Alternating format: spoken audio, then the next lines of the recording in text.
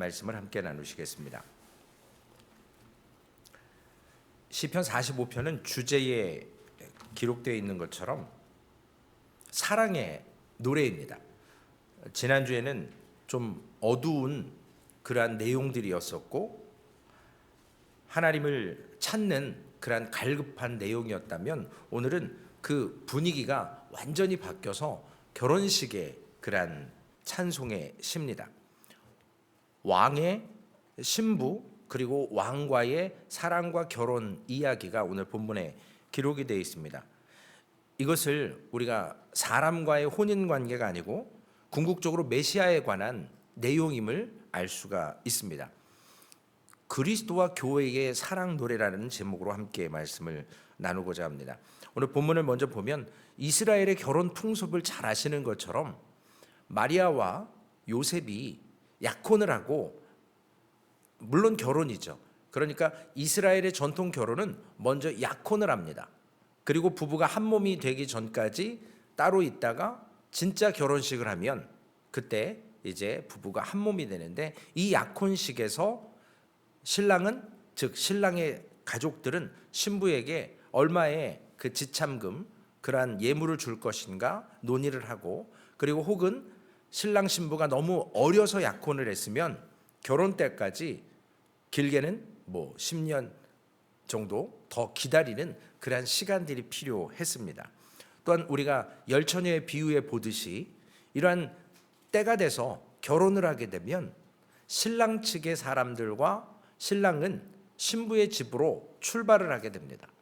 그리고 밤이 될지 새벽이 될지 모르지만 거리에 따라서도 다르고, 그리고 신부의 집에도 이미 신부와 신부의 가족들과 친구들이 준비되고 있으면 가서 그 무리와 함께 다시 신랑의 집으로 와서 일주일이든 2주일, 경제적인 능력에 따라 다르다고 하죠. 저도 유튜브에서 한번 그 이스라엘 결혼 풍습이 어떤지, 진짜 가본 적은 없으니까 한번 봤는데, 그 취재하는 기자가 신부의 집 앞에서 기다리는데 신부의 가족들이 아무도 모른다는 거죠. 신랑이 어느 때에 올지, 언제 올지. 그냥 오는 건 맞지만 그 밤 늦게, 새벽에 혹은 모른다라는 겁니다. 마찬가지로 이러한 결혼의 모습을 통해서 오늘 본문은 이야기를 합니다. 주님께서 천국을, 그리고 그리스도와 교회의 관계를 왕과 왕의 신부에 대한 노래로, 사랑의 노래를 기록합니다. 먼저 전체적으로 말씀을 보면 1절 그리고 마지막 16절 17절은 서론, 결론의 부분이고요. 2절에서 9절까지는 왕인 신랑, 그 행렬과 신부의 집으로 가는 그러한 모습을 기록하고 있습니다. 그리고 10절과 12절에는 또 신랑을 기다렸던 신부의 그 모습들, 신부에게 주어지는 조언, 그리고 13절에서 15절까지는 이제 그 신부가 그 친구들과 시중드는 사람들과 함께 신랑 대신, 즉 왕과 함께 인도함을 받아서 왕의 궁전으로, 신랑의 집 궁전으로 마침내 와서 왕의 혼인잔치가 벌어지는 모습을 기록하고 있습니다. 어떨 때 사랑의 노래가 나올까? 제가 한번 설교 준비하면서, 시편이잖아요. 여러분들도 시를 써보신 적이 있으실 거예요. 저도 언제 시를 써봤을까 그랬더니 이 중고등학교 때 예민할 때, 그리고 또 뭔가 이성적인 그러한 감정을 갖고 있을 때 종종 일기장에다 막 낙서하듯이 막 시를 썼던 기억이 있습니다. 오늘 본문의 시편 기자도 1절 말씀에 보니까 시를 어떻게 썼냐면, 내 마음이 좋은 말로 왕을 위하여 지은 것을 말하리니 내 혀는 글솜씨가 뛰어난 서기관의 붓끝과 같도다. 이게 뭔 말이죠? 그냥 한자로 그런 말이 있더라고요. 일필휘지, 그냥 딱 붙들고 시작하자 끝까지 그냥 쫙 써내려가는 것. 그러니까 막힘없이 그 글을 썼다라는 거죠. 서기관이 붓끝을 계속 놀리면서 글을 쓰는 것처럼. 원문에는 휘젓다, 계속 움직인다라고 기록이 되어 있더라고요. 그런데 이것을 개역개정 성경에는 내 마음에 좋은 말로 왕을 위하여 지은 것을 말하리니 이렇게 되어 있습니다. 즉 글을 쓸 때 이게 충만해져서 막 글을 넘치도록 쉬지 않고 쫙 쓸 수 있는 그런 사랑의 노래를 지을 수 있는 감정과 그러한 마음 상태라는 것을 기록하고 있습니다. 그래서 이 시편 기자는 내 혀의 글솜씨가 뛰어난 서기관의 붓과 같다라는 것처럼 왕과 왕의 혼인에 대해서 시를 지을 때 막힘없이 썼다라는 내용입니다. 왕의 결혼에 대해서 찬송을 하면서 우리 그리스도와 교회의 관계가 이러한 모습이어야 된다는 거죠. 왕에 대한 이야기가 아니라 여기에 나오는 왕은 예수 그리스도거든요. 그분과 신부된 우리 교회의 이야기입니다. 나중에도 보시면 이게 사람 왕이고 사람 신부면 말이 조금 안 되는 부분이 나와요. 이걸 그리스도와 교회의 관계로 봐야만 해결이 됩니다. 그리스도를 너무 사랑한 나머지 그 그리스도 신랑을 생각할 때에 이 글 쓰는 이가 정말 마음속에 이 좋은 마음을 가지고 좋은 말로 본물 터지듯이 글을 써내려가는 그러한 모습을 기록하고 있습니다. 그리스도를 그렇게 찬양하는 거죠. 오늘 본문 2절 말씀에 보면 이제 이 시편 기자가 신랑 대신 즉 왕의 위엄, 자태, 모습에 대해서 기록합니다. 왕은 사람들보다 아름다워 은혜를 입술에 머금었으니 그러므로 하나님이 왕에게 영원히 복을 주시도다. 왕의 모습 자체가 옛날에는 왕의 얼굴을 용안이다라고 얘기했듯이 너무 아름답다라는 거죠. 예수 그리스도의 신랑 예수 그리스도의 모습이 그와 같이 아름답다라는 것을 시편 기자는 기록합니다. 그렇기 때문에 그러한 것을 충만하게 느끼고 붓을 들어서 쏟아낼 수밖에 없다라는 이야기를 하고 있습니다. 이사야 50장 4절에 보니 같은 말씀이 있습니다. 주 여호와께서 학자들의 혀를 내게 주사 나로 곤고한 자를 말로 어떻게 도와줄 줄을 알게 하시고 아침마다 깨우치시되 나의 귀를 깨우치사 학자들 같이 알아듣게 하시도다. 하나님께서 선지자에게 곤고할 때 위로하시는 그 혀의 움직임을 주셨다라는 고백을 이사야 선지자는 하고 있습니다.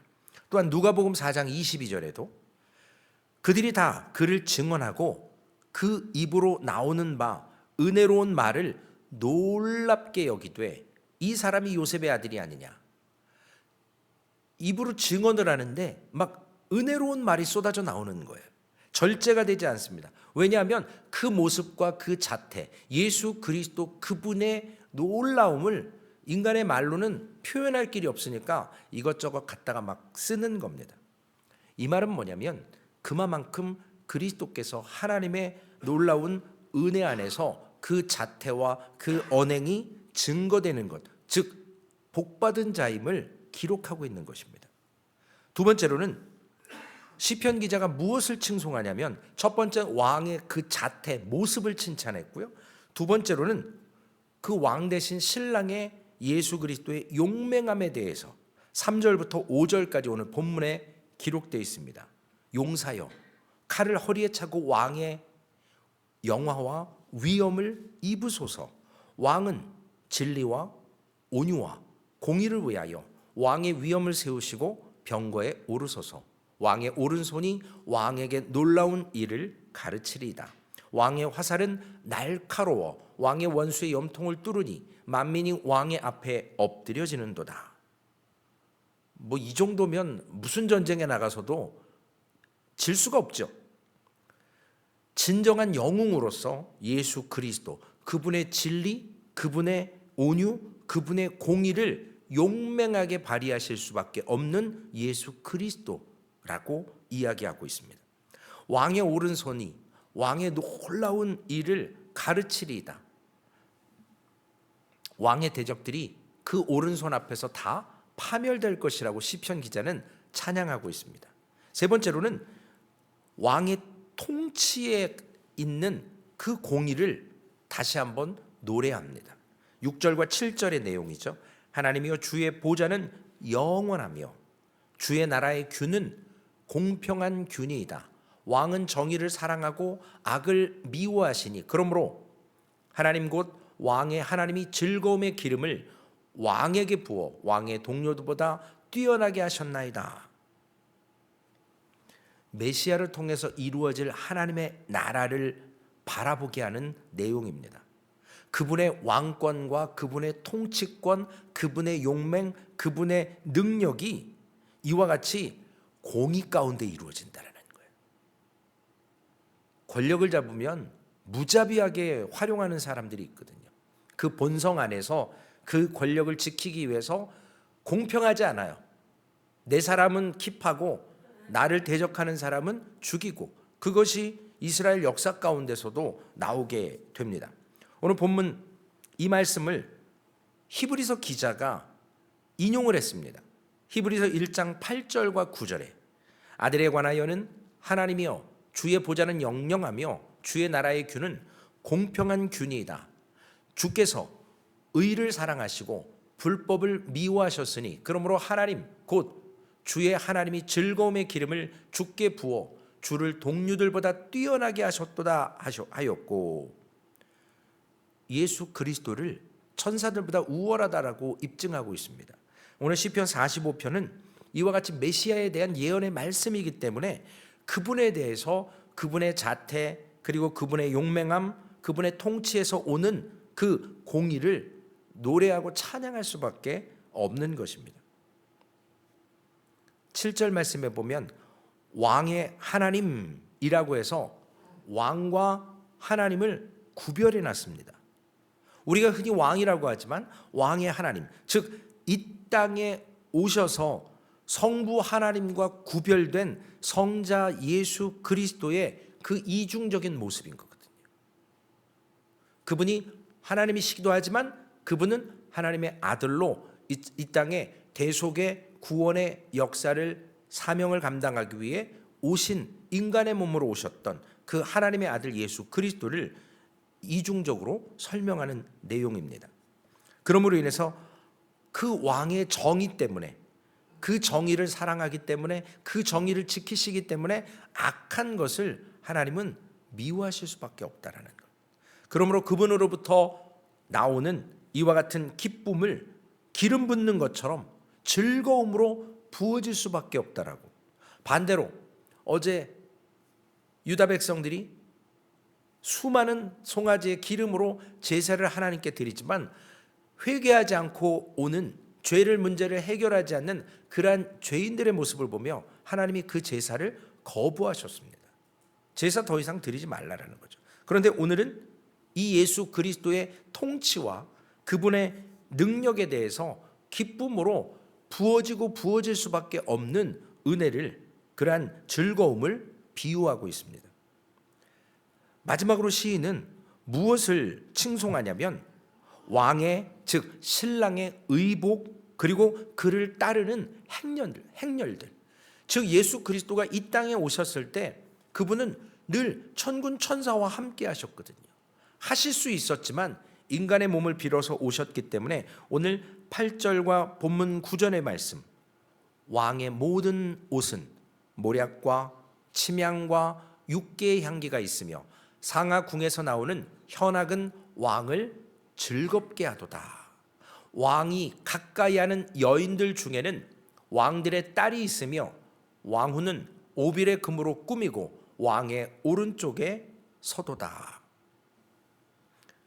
당시의 모략과 육개, 이것은 성전에서 쓰였던 향기로운 관유, 즉 사람에게는 절대로 쓸 수 없는 거예요. 만약에 사람이 냄새를 맡거나 이러한 것을 위해서 만들면 죽일지니라 라고 성경에 기록이 되어 있습니다. 관유를 만드는 재료, 이것을 가지고 하나님께서는 사적으로 쓰지는 못하게 하셨지만 오늘 이 왕 예수 그리스도, 그분을 위한 그분의 의복에는 이와 같은 것으로 가득할 뿐만 아니라 상하궁, 왕이 거하는 그곳에서 나오는 그러한 현악, 음악, 이러한 것들로, 즉 세상에 가장 최고의 것, 하나님께 드리는, 메시아에게 드릴 수 있는 최고의 것, 그것을 시편 기자는 오늘 노래하고 있습니다. 오늘 신랑의 그 행렬을 통해서 신부의 행렬을 데리고 왕궁으로 도착을 합니다. 그 왕 옆에 왕후가 섭니다. 왕후의 자리는 늘 왕의 오른쪽의 자리입니다. 그러므로 그와 함께했던 수많은 여인들도 오늘 본문에 언급이 되어 있습니다. 본문 10절, 11절 말씀. 신부에 대한 이제 노래가 나옵니다. 당연히 왕후죠. 딸이여, 듣고 보고 귀를 기울일지어다. 내 백성과 내 아버지의 집을 잃어버릴지어다. 그리하면 왕이 내 아름다움을 사모하실지라. 그는 내 주인이시니 너는 그를 경배할지어다. 딸이여 그랬습니다. 예전에는 나이가 많으신 어른이 어린 남자아이나 여자아이를 그냥 부르지 않고 딸처럼 아들처럼 호칭하는 그러한 방식이 있었습니다. 그래서 여인들을 딸이여, 그 처녀들을 딸이여라고 부릅니다. 귀를 기울이라고 합니다. 보고 듣고. 무엇을요? 내 백성과 내 아버지의 집을 잊어버릴지어다. 이제 시집 온 거예요. 왕후가 되면 그 친정에 있었던 사람들과 친정의 집을 잊어버리라는 것입니다. 우리가 이것을 그리스도라고 생각하고 우리가 신부, 우리가 오늘 우리의 백성, 우리의 집, 그것을, 즉 세상의 즐거움을 잊어버리라는 겁니다. 세상에 살아왔던 모든 방식을 이제는 잊어버리라는 거예요. 왜냐? 예수 그리스도와 결혼하기 위해서는 세상의 것을 갖고 예수 그리스도와 살 수가 없거든요. 마찬가지로 하나님도 죄를 구별하시고 싫어하시고 미워하셨던 것처럼 세상에 벗된 것이 하나님과 원수가 되는 것입니다. 오늘 이것을 메시아로 예수 그리스도로 바라볼 수밖에 없는 이유는 이와 같이 우리가 세상의 사귐과 세상의 것들로 하나님을 경험하여 섬길 수가 없다라는 것을 오늘 본문 말씀을 통해서 기록을 하고 있습니다. 그래서 딸이여, 그 신부에게 자기의 백성, 자기의 집, 세상적인 연결고리들을 이제는 끊고 교회가, 우리 신부가 예수 그리스도와 영적인 결혼을 통해서 세상과 구별되어야 된다는 거예요.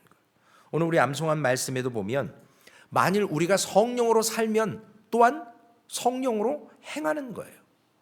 우리가 믿음이 있다고 하면 하나님의 성품을, 성령의 9가지 열매를 소유해 나가는, 물론 당장 맺혀지는 게 아니고 오랜 시간 동안 그 열매들이 맺혀지게 됩니다. 성숙해져 가는 거예요. 열매가 익어가는 거거든요. 오늘 본문 11절에 그리하면 왕이 내 아름다움을 사모하실지라. 그는 내 주인이시니 너는 그를 경배할지어다 그랬습니다. 이제는 그리스도께서 교회된 우리를 이와 같이 세상의 것 내려놨고 세상에 원수된 것들 내려놓고 예수 그리스도와 결혼하고 그분의 마음을 담기를 원할 때 우리를 어떻게 해주신다는 거예요? 그 아름다움을 사모해 주신다라는 거, 아껴 주신다라는 겁니다. 여기에 은혜가 있습니다. 상상할 수 없는 세상의 것으로 채워지지 않는 은혜로 채워주시는 것.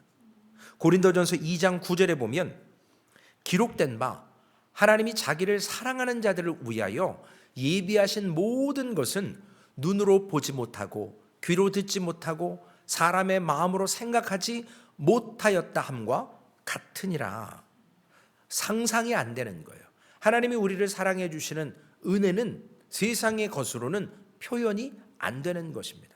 아까 1절 말씀에 있는 것처럼 이 시편 기자가 메시아를, 즉 그리스도를 칭송할 때, 기록할 때 일필휘지처럼 정말 세상의 모든 말을 끌어다 하늘을 두루마리 삼고 바다를 먹물 삼아도 기록할 수 없는 것처럼 정말로 말로는 표현이 안 되는 거예요. 마찬가지로 하나님의 은혜는 이와 같이 표현되지 않습니다.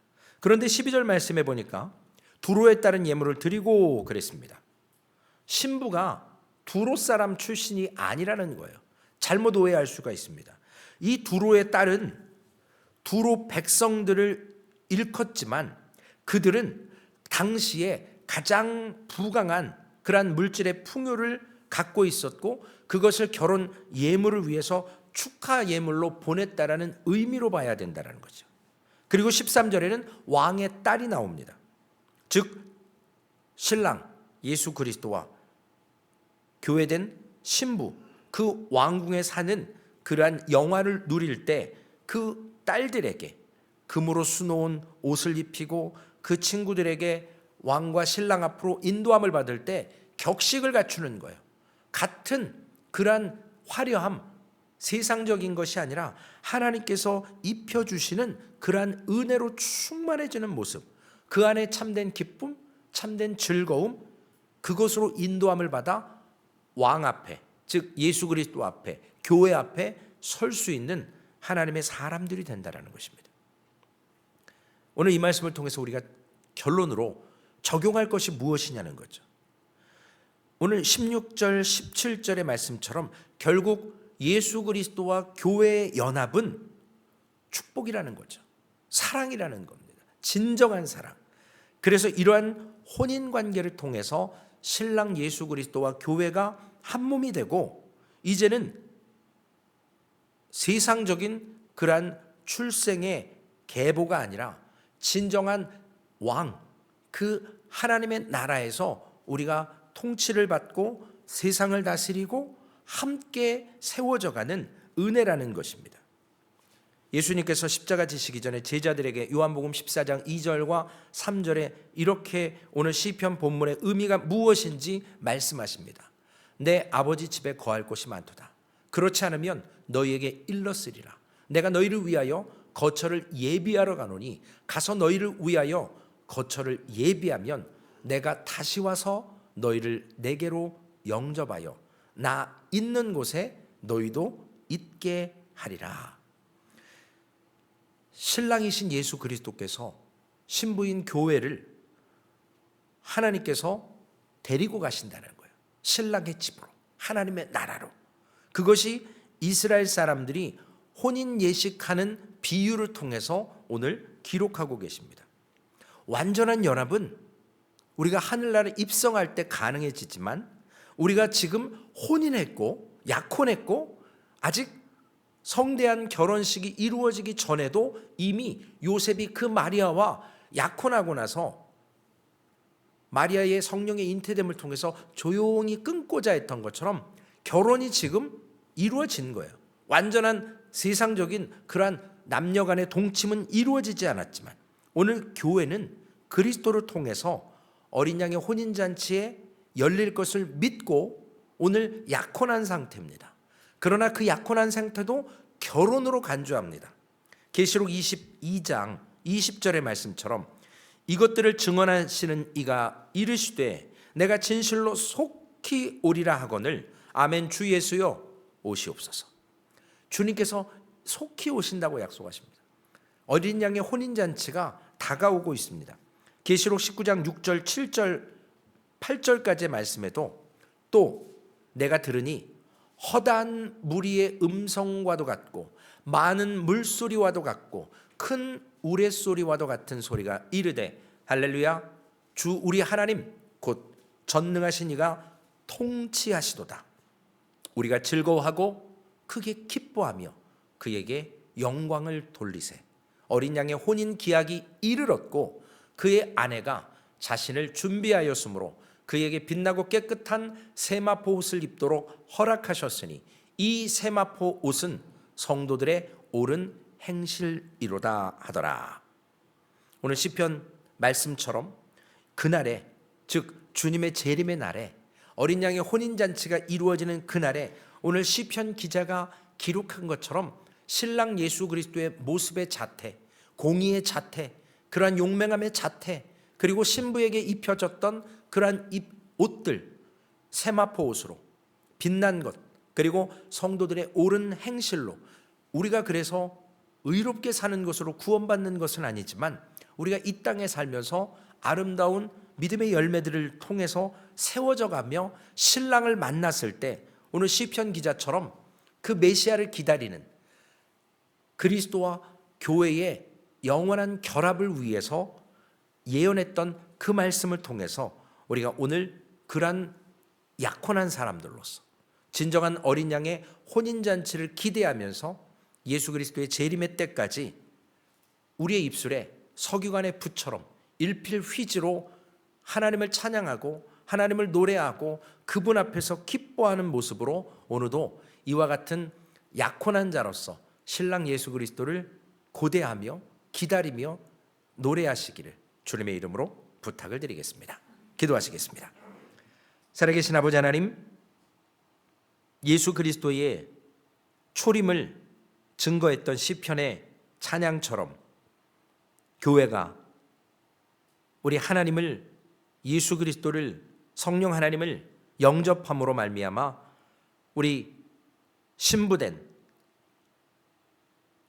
성도들을 하나님께서 영원한 나라로 어린 양의 혼인잔치로 불러주시마 약속하셨습니다.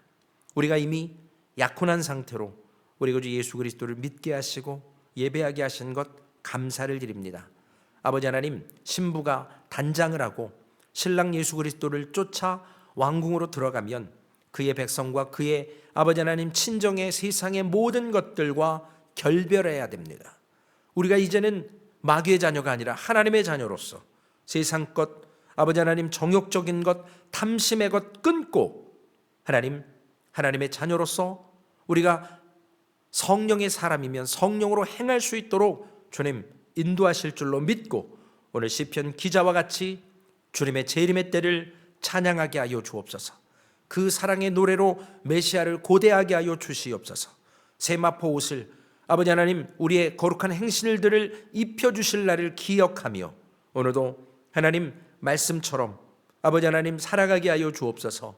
하나님 우리의 삶에 이와 같은 찬양이 오늘도 흘러넘치고 내일 아름다운 아버지 하나님 주일 예배를 통해서 하나님의 말씀을 듣고 우리의 삶에 그 말씀으로 인하여서 삶이 세상으로부터 한 걸음 한 걸음 어린 양의 혼인잔치로 발걸음을 옮기게 하여 주옵소서. 세상 것을 하나하나 내려놓게 하셔서 진정한 것, 영원한 것, 불변하는 것, 하나님 그 공의의 하나님을 온전히 바라보는 우리 소망교회 될 수 있도록 인도하여 주시옵소서. 신부의 단장을 하게 하여 주옵소서. 하나님 우리가 신부라면 결혼식을 앞두고 아버지 하나님 단장해야 합니다. 거룩해야 합니다. 순결해야 합니다. 하나님 그러한 작업들을 예배와 삶을 통해서 하나님의 말씀을 붙들고 하나님 구별해 나가는 아름다운 신부의 단장이 있는 소망교회 될 수 있도록 인도하여 주실 줄로 믿고 우리 구주 예수님의 이름으로 감사하며 기도 올리옵나이다. 아멘. 하늘에 계신 우리 아버지여, 이름이 거룩히 여김을 받으시오며 나라에 임하옵시며 뜻이 하늘에서 이루어진 것 같이 땅에서도 이루어지리이다.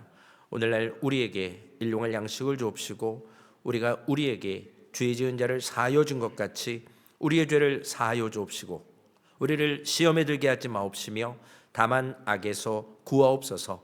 대개 나라와 권세와 영광이 아버지께 영원히 있사옵나이다. 아멘.